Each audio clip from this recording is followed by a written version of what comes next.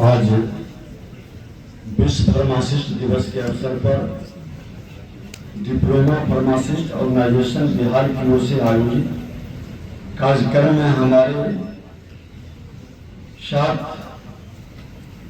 मंच पर और आपके चहेते माननीय मंत्री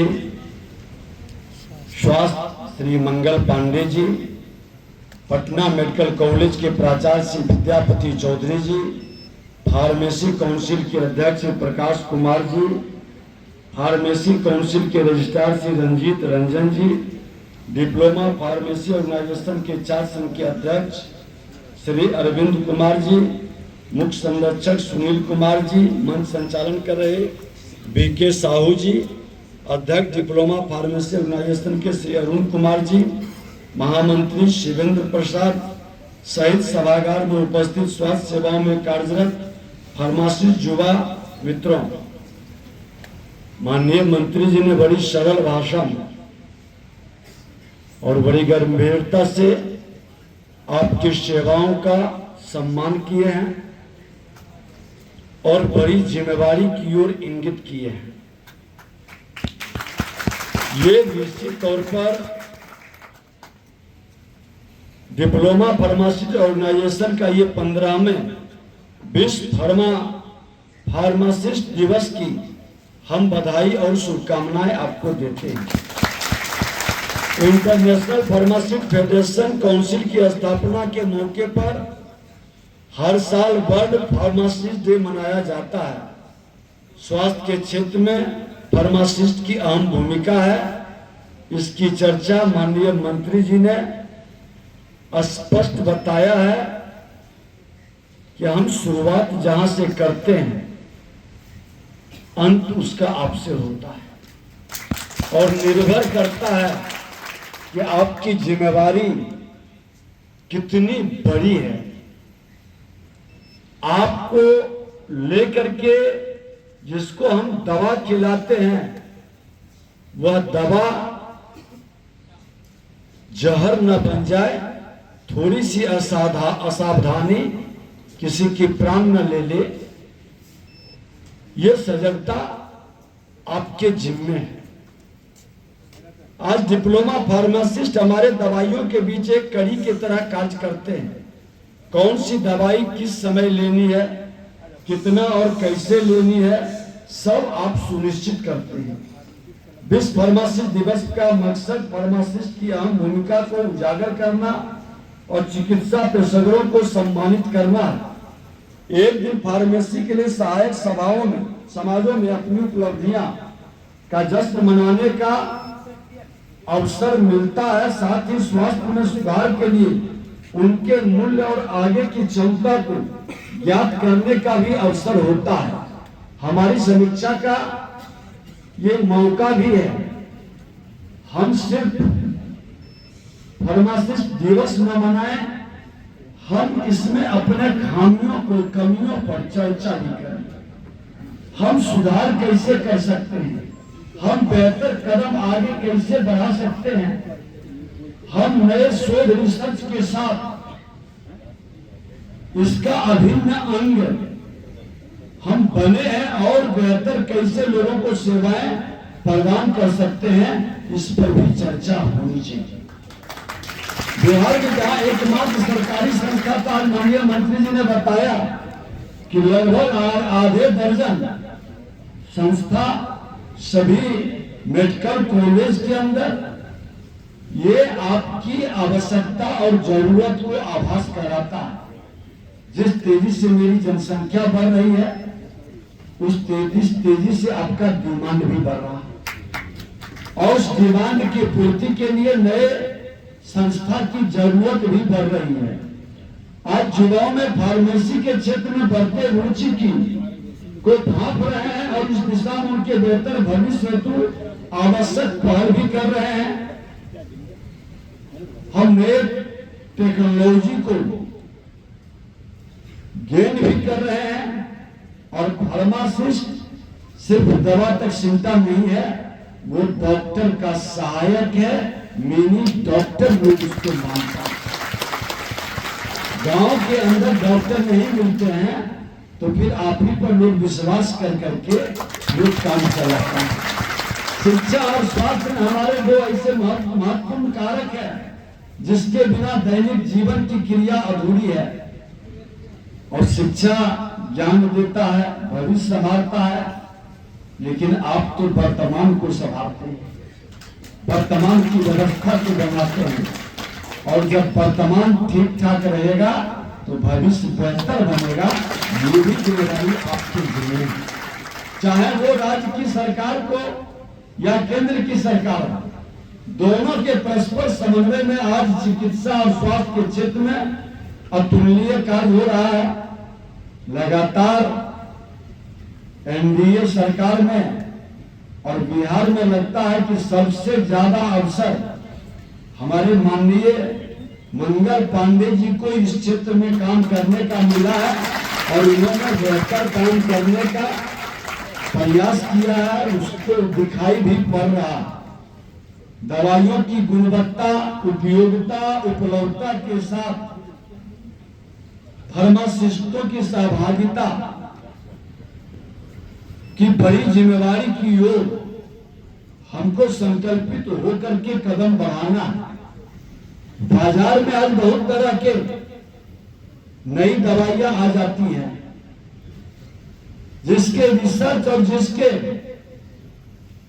केमिकल कैलकुलेशन को हम समझ नहीं पाते हैं।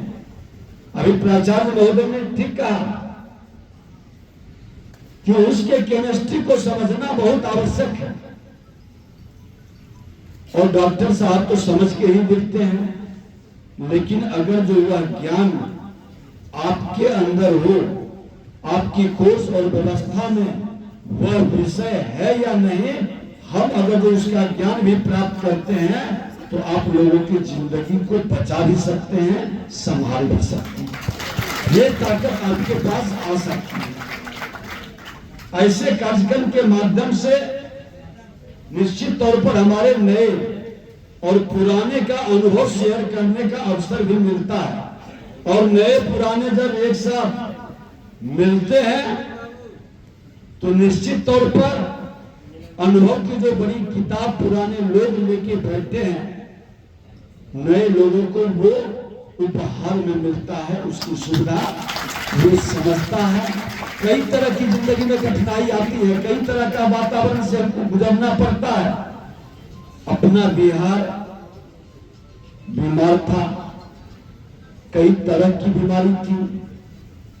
उस बीमारी से मुक्ति के लिए आज जो संघर्ष चल रहा है, देश के प्रधानमंत्री नरेंद्र मोदी जी, बिहार के मुख्यमंत्री नीतीश कुमार जी हर क्षेत्र में पहल कर रहे हैं।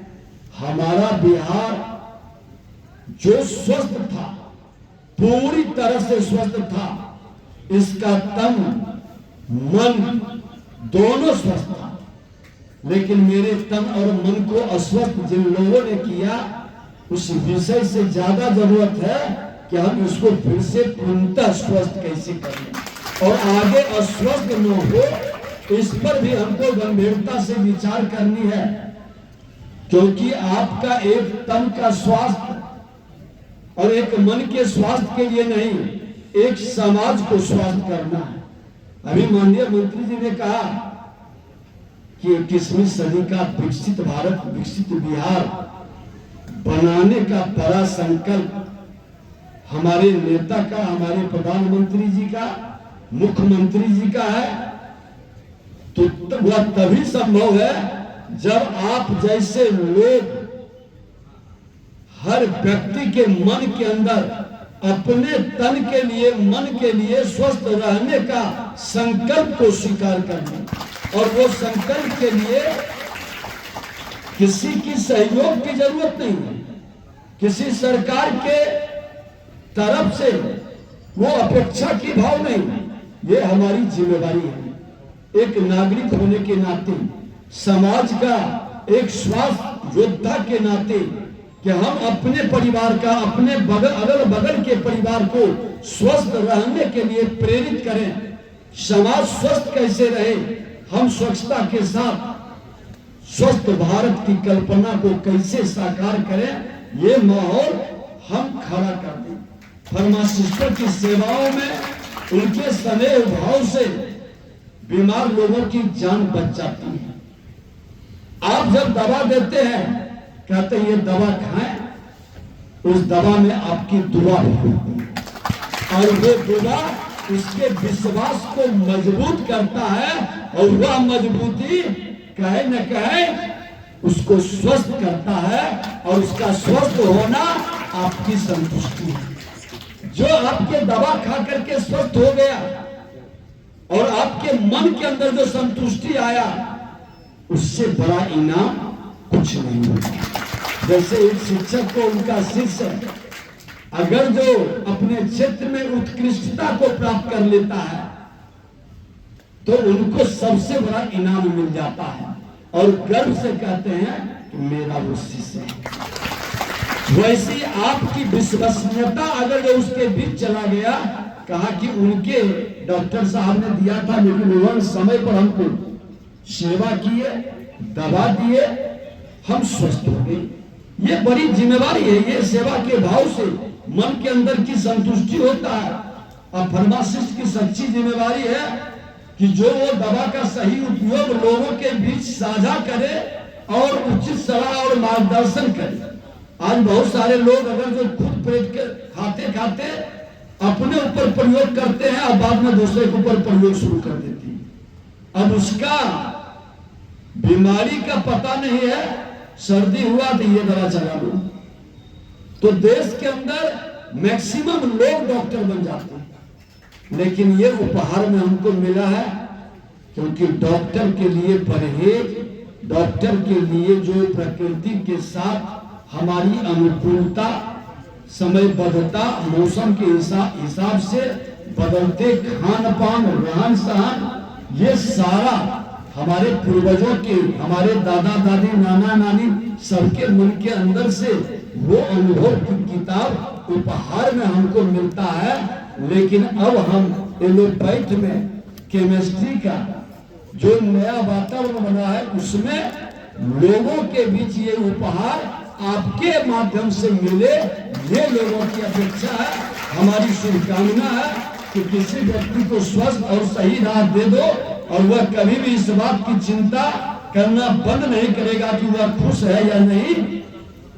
हम संघर्ष करके विपरीत वातावरण में जी करके अपने लिए जीना एक कहानी है, औरों के लिए जीना एक जिंदगानी है। एक नई जिंदगानी की ओर आप कदम बढ़ाएं, हमारी शुभकामना है। माननीय मंत्री जी ने बड़ा उम्मीद भरे शब्दों में कहा है कि आपकी समस्याओं का समाधान करेंगे और हमारी सरकार निश्चित तौर पर युवाओं के सम्मान, उसके प्रतिभा का सम्मान और उसके भविष्य को निखारने का नए वातावरण के साथ कदम बढ़ा रही है। इसका लाभ हमारा बिहार और देश दोनों को मिलेगा। आप आगे बढ़ें, बिहार की सेवा में आपकी अहम भूमिका हो, यही हमारी शुभकामना है। बहुत बहुत धन्यवाद।